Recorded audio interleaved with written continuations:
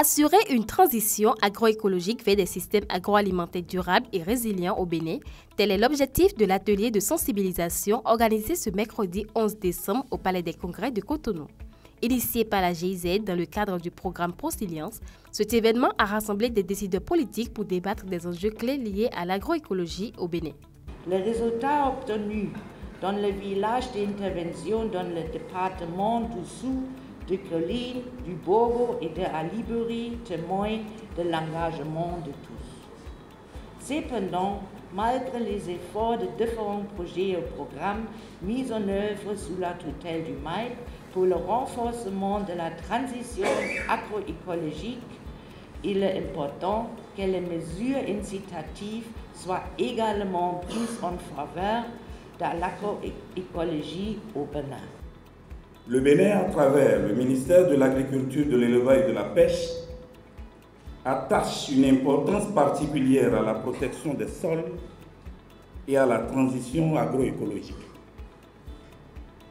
Dans un contexte mondial marqué par les effets néfastes du changement climatique et la pression croissante sur les ressources naturelles, la gestion durable des sols constitue une nécessité impérieuse. À l'échelle nationale, avec le soutien de Prosilience, le Bénin dispose d'une stratégie nationale de développement de l'agriculture écologique et biologique. Les discussions ont permis de mettre en lumière les défis majeurs qui entravent la mise en œuvre de pratiques agroécologiques au Bénin, notamment l'appauvrissement des sols, la faible adoption de techniques durables et les impacts croissants du changement climatique, tout en proposant des solutions pour pallier à ces défis. Au lieu que les gens sèment le maïs, tout le champ du maïs, si tu as 4 hectares, au lieu que tu sèmes tout à la même période, nous avons conseillé vivement qu'on étale les semis. La première parcelle, le premier hectare, la personne peut prendre le risque même de semer ça avant que les premières pluies n'arrivent. Si nous sommes au sud du Bénin, février-mars, on peut déjà faire le semis à sec. Mais après avoir fait un enrichissement des poquets, et tu sèmes le maïs. Quand les pluies viennent, certainement vers fin mars ou avril, tu sèmes 2 hectares que tu coinces avec la saison des pluies. Tu attends encore 2 ou 3 semaines et tu sèmes le 4e hectare. S'il y a de la sécheresse, s'il y a des postes de sécheresse dans le développement de ton maïs, tu ne vas pas perdre tout le champ. Tu ne vas pas perdre toute ta production. Tu as la chance de gagner 3 sur 3, ou bien de gagner 2 sur 3, ou bien de gagner 1 sur 3. Mais la situation que nous vivons aujourd'hui, où les gens perdent la totalité de leur champ, on va s'en soustraire. Donc voilà la puissance de ces mesures qu'on est en train de développer. Cet atelier représente un rendez-vous stratégique pour promouvoir une agriculture plus résiliente et respectueuse de l'environnement au Bénin. Au thème des échanges, les députés, maires et préfets se sont engagés à intégrer ces recommandations dans leur politique et à prendre des mesures concrètes au sein de leurs départements et communes respectifs. Pour préserver donc une bonne gestion de la terre, il y a d'une part des plantes qui permettent cela. J'ai noté par exemple qu'il y a le bois d'Angole, il y a le mokuna.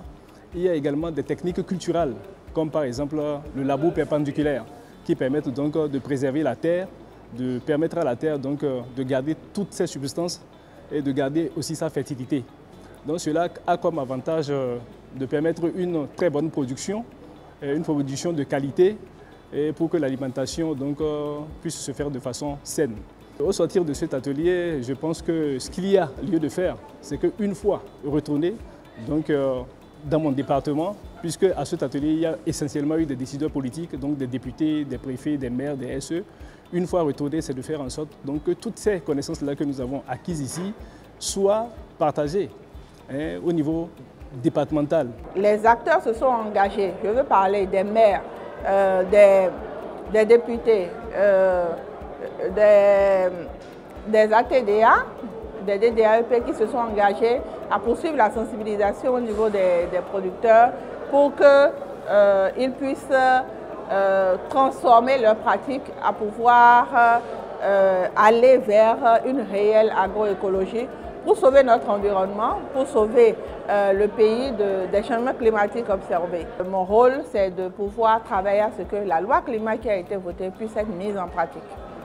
Merci beaucoup. En tant que maire élu local, je pense qu'une fois retourné, nous devons organiser d'abord des séances radiophoniques pour pouvoir sensibiliser donc, nos parents à la prise en compte donc, de l'agroécologie, gage d'un développement et d'une production d'aliments sains pour nos populations. Les décideurs politiques, enrichis par les connaissances acquises à travers les communications et la projection de films, sont appelés à devenir des ambassadeurs de cette approche et à œuvrer pour son intégration dans les politiques agricoles nationales.